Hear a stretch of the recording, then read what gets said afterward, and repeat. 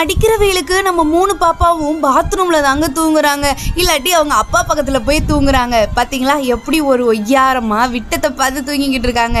க்யூட்டாக இருக்காங்கல்ல. இன்றைக்கி வீடியோ எடுக்கலாம் அப்படின்னு சொல்லி வீட்டில் இருந்து கிளம்புனா 3 பாப்பாவும் ஒட்டமாக ஃபுல்லாக ஈரமாக்கி வச்சுருக்காங்க.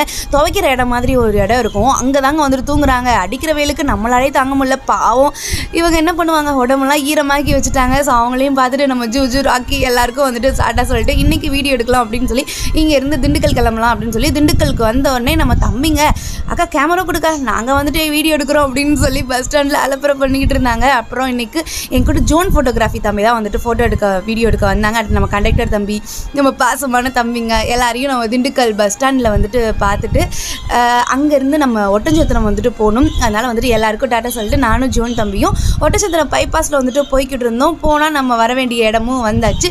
நம்ம மாடுகளை வச்சு செக் எண்ணெய் வந்துட்டு பண்ணிகிட்டு இருந்தாங்க. அதை தான் இன்றைக்கி வீடியோ எடுக்கலாம் அப்படின்னு சொல்லி வந்தோம். ரொம்ப